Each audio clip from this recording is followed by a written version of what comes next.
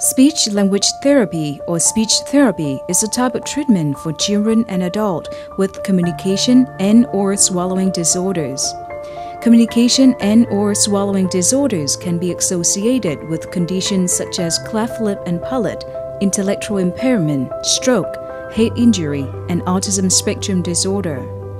Speech therapists are educated at university level to assess and treat people who have a communication disorder and train others such as nurses, teachers, and parents to provide support in hospital, school, and home settings.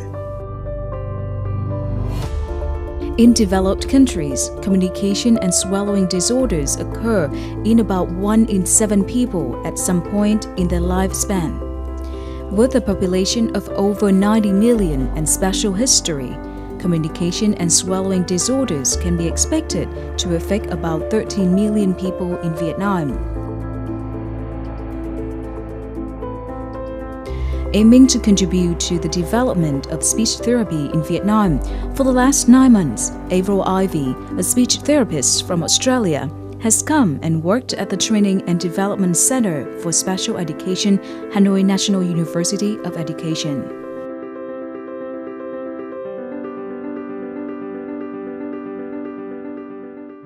Hello everyone, and you're watching Sharing Vietnam on VTC 10 Net Viet. Right now, let's jump to the talk with Averil Ivey in order to understand more about speech therapy and also its development in Vietnam. Thank you so much, Averil, for joining Sharing Vietnam today. First of all, may you share with us why did you decide to become a volunteer in Vietnam? I came on holiday a few years ago and really enjoyed my time in Hanoi especially, but in all of Vietnam.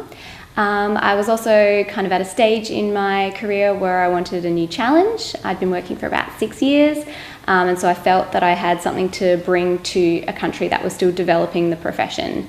Yeah, I've really enjoyed my time so far. Why and how did you become a speech therapist back in your homeland, Australia? So I applied for speech therapy when I was still at school, so I was very young, I was 17, but really I didn't know that much about it before I got into it. Luckily I enjoyed it. So in Australia you study it for 4 years at university, so I did that and enjoyed that. It involved university study like we know it, but also going into clinics and working with clients during university time. And from there I worked in the country, had lots of different experiences with lots of different types of clients, so I really enjoyed that. But my favourite has always been working with young children with disabilities and their families.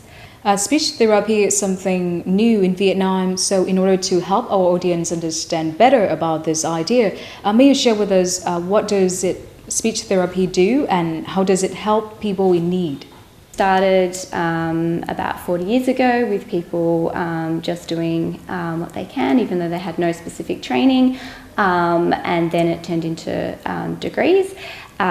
From there, it has ended up being about 6,000 speech therapists in Australia.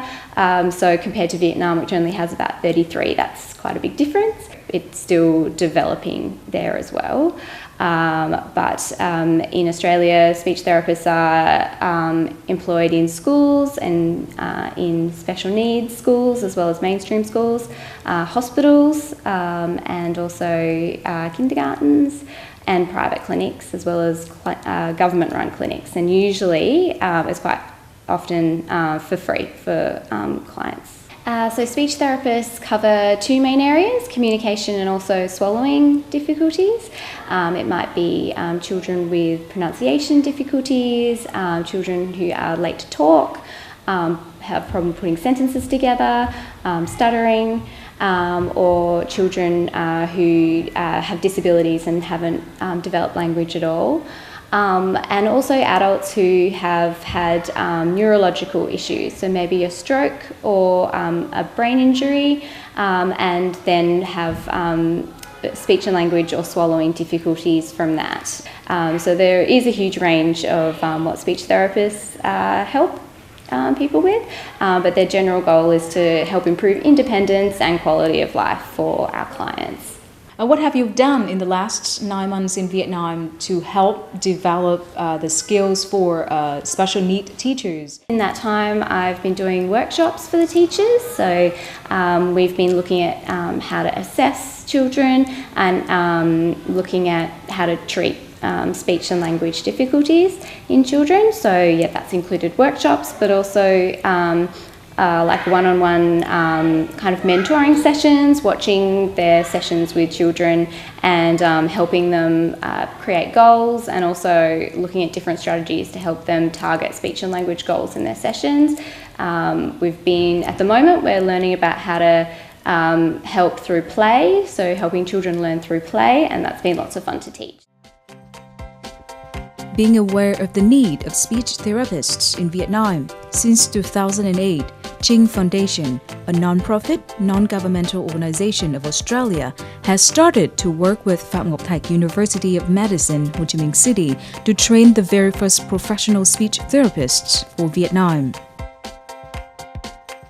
Apart from organizing training courses, Chinh Foundation also helps bring experienced Australian speech therapists like Averil Ivey to Vietnam to share knowledge and do training for the Vietnamese. Tuyết Mai, one of the teachers at Training and Development Center for Special Education, has had the chance to work directly with Averil Ivey for the last nearly 1 year. Averil's support helps Tuyết Mai sharpen the skills as well as set a more specific goal for her career.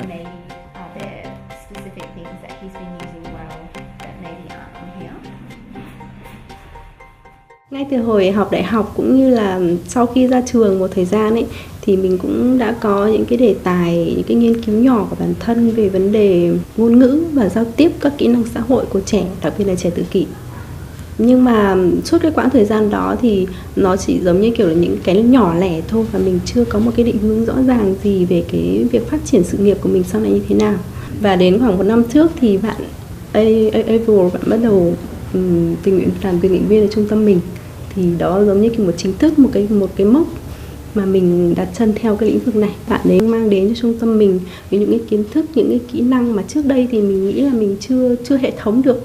Và mình cũng sẽ hình dung được là trong thời gian tiếp theo mình cần phải làm cái gì.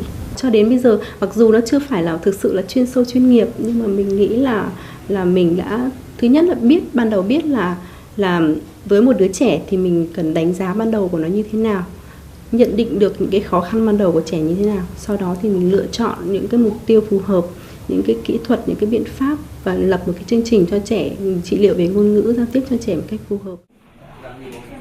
Tuyết Mai is among many young and passionate Vietnamese who desire to become a professional speech therapist.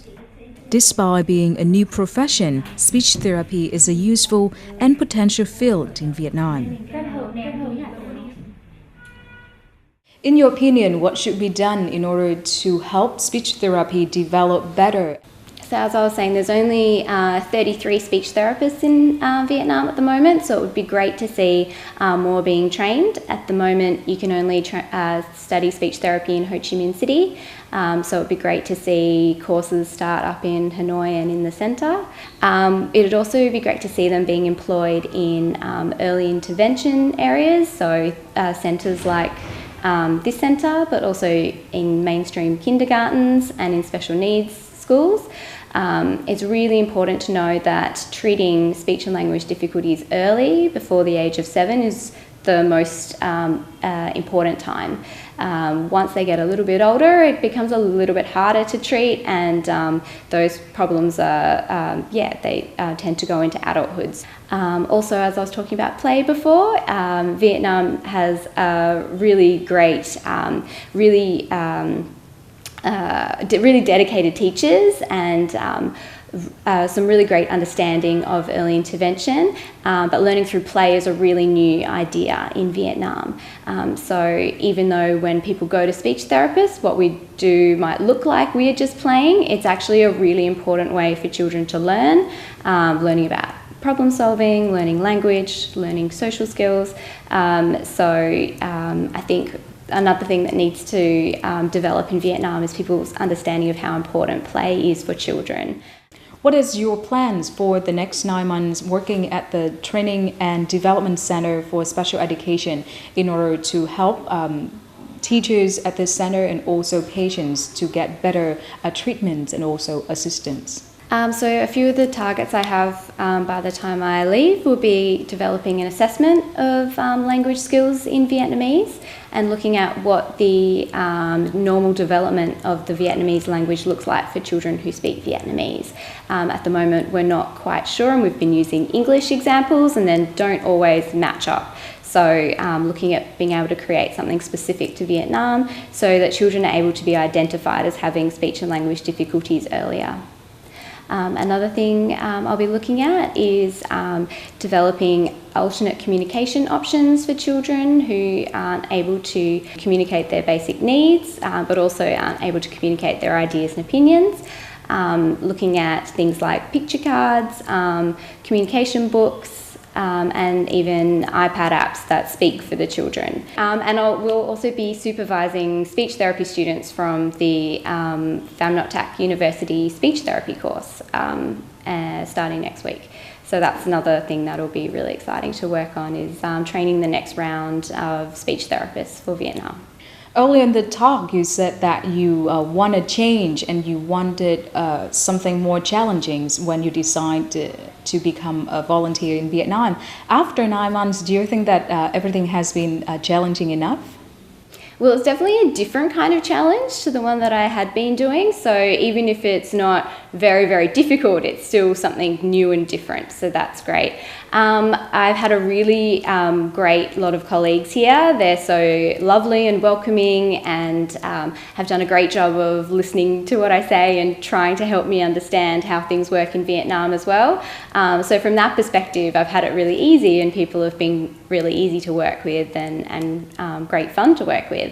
But obviously there's the challenges of it being in another language. So learning Vietnamese has certainly been a challenge. That is very difficult. And challenges so around... Did you start with one Vietnamese? Yes. It's that hard. Tiếng Việt is that hard. So that's been a challenge. I think, being so far away from my family is a bit of a challenge as well. But in general, it's been, I think, a lot easier than I thought it would be. And that's because my colleagues have been so lovely. And if people want to know more about speech therapy, then what can they do? You can go to the Chin Foundation website, TRINH Foundation, and they are an Australian organisation that are strongly linked to Vietnam. They support local speech therapists with the training and professional development that they need. They're also helping me here as well to be able to have links with those speech therapists and help me develop different resources for Vietnam. There is a list of speech therapists, and there's also quite a lot of information about what speech therapists do and where you can contact one if you need to. Once again, thank you so much for sharing with us today. Thank you for the assistance that you have had for the speech therapist in Vietnam. And I also hope that the experience that you've got in Vietnam will help you somehow in your future career. Thank you very much. Thank you.